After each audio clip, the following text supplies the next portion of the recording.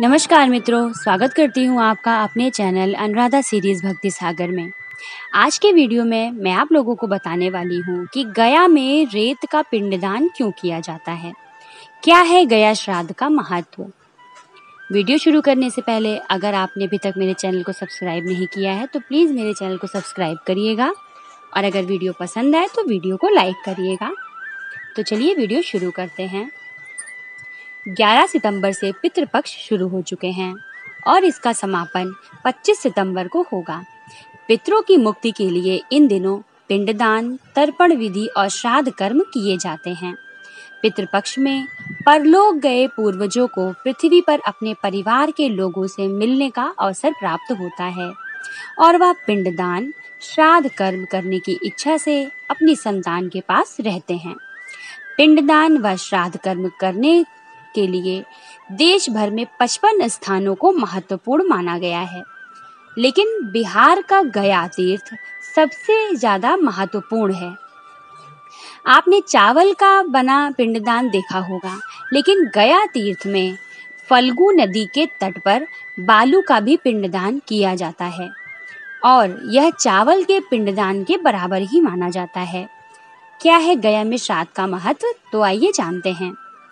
हिंदू धर्म के अनुसार जब लोग अपना शरीर त्याग कर चले जाते हैं, तब उनकी आत्मा की शांति के लिए श्रद्धा से पिंडदान और तर्पण विधि किया जाता है। उसे श्राद्ध कहते हैं। श्राद्ध कर्म करना पितरों की आत्मा की शांति के लिए बहुत ही महत्वपूर्ण माना गया है। तर्पण विधि और पिंडदान करने से पितरों को शक्ति मिलती है और वह शक्ति परलोक जाने से पितरों की मदद करती है, जहां से वे परिवार का कल्याण करते हैं। अब हम लोग जानेंगे कि गया में श्राद्ध का महत्व क्या है। तो देखिए, गया में पिंडदान करने से आत्मा को मोक्ष की प्राप्ति होती है, इसलिए इस स्थान को मोक्ष स्थली भी कहा जाता है। बताया गया है कि गया में भगवान विष्णु ने स्वयं पितृदेव के रूप में निवास करते हैं। गया में श्राद्ध कर्म और तर्पण विधि करने से कुछ शेष नहीं रह जाता और व्यक्ति पितृ ऋण से मुक्त हो जाता है। गया में फाल्गु नदी के तट के पास भगवान राम और माता सीता ने भी राजा दशरथ की आत्मा की शांति के लिए श्राद्ध कर्म किया था। इसके बाद कौरवों ने भी इसी स्थान श्राद्ध कर्म किया था। पुराणों में गया तीर्थ का क्या महत्व है, तो चलिए जानते हैं। वायु पुराण के साथ साथ गरुड़ पुराण और विष्णु पुराण में भी इस तीर्थ को बहुत ही महत्वपूर्ण बताया गया है। इस तीर्थ को मोक्ष की भूमि अर्थात मोक्ष स्थली भी कहा जाता है। यहाँ पिंडदान व श्राद्ध कर्म करने से पूर्वजों को मोक्ष की प्राप्ति हो जाती है। यहाँ पितृपक्ष के दौरान हर साल एक ही मेला लगता है, जिसे पितृपक्ष मेला कहा जाता है। हिंदुओं के साथ साथ गया तीर्थ बौद्ध धर्म के लोगों के भी पवित्र स्थल है। बोध गया को भगवान बुद्ध की भूमि भी कहा जाता है। बौद्ध धर्म के अनुयायियों ने अपनी शैली में यहाँ के कई मंदिरों का निर्माण कराया। अब हम लोग जानेंगे कि गया में बालू का पिंडदान क्यों किया जाता है। तो देखिए, गया में बालू से पिंडदान करने का महत्व वाल्मीकि रामायण के एक वर्णन में मिलता है। इनके अनुसार पितृपक्ष के दौरान भगवान राम, माता सीता और लक्ष्मण पिंडदान करने के लिए गया धाम पहुंचे थे।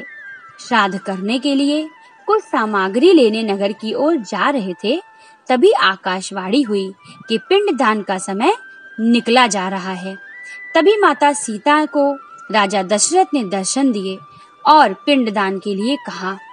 इसके बाद माता सीता ने फल्गु नदी, वट वृक्ष, केतकी के फूल और गाय को साक्षी मानकर बालू का पिंड बनाकर फल्गु नदी के किनारे पिंडदान कर दिया। पिंडदान से राजा दशरथ की आत्मा को शांति मिली और आशीर्वाद लेकर वह मोक्ष के लिए चली गई। मान्यता है तभी से यहाँ बालू का पिंडदान देने की परंपरा शुरू हो गई। अब हम लोग जानेंगे कि बहुत सारे लोग कहते हैं कि भगवान विष्णु इस तीर्थ में निवास करते हैं। वायु पुराण में गया तीर्थ के बारे में बताया गया है कि गया में श्राद्ध कर्म करने से ब्रह्म हत्या, स्वर्ण की चोरी आदि जैसे महापाप नष्ट हो जाते हैं।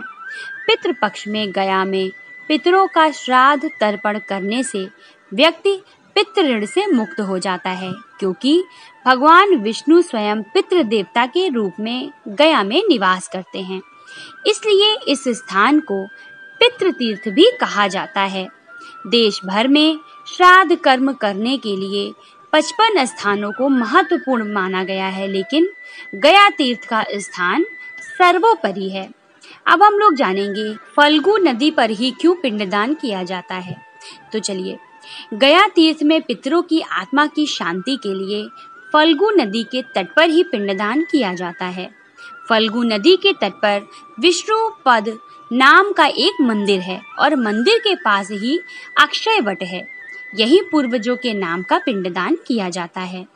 फल्गु नदी आगे चलकर यहाँ गंगा नदी में मिल जाती है। इस नदी का वर्णन वायु पुराण में भी देखने को मिलता है। बताया जाता है कि इस नदी को माता सीता का शाप भी लगा है। इस वजह से यहाँ पानी धरती के अंदर से बहता है, इसलिए फल्गु नदी को सलिला भी कहा जाता है। सबसे पहले इस नदी के तट पर ब्रह्मा जी ने इसे श्रेष्ठ तीर्थ मानकर यहाँ यज्ञ किया था। तभी से गया में श्राद्ध और पिंडदान के कार्य आरंभ हुए।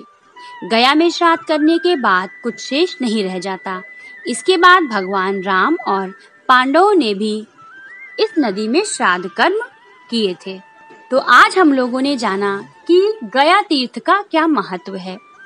आशा करती हूँ मेरा वीडियो आप लोगों को पसंद आया होगा या जानकारी अच्छी लगी होगी।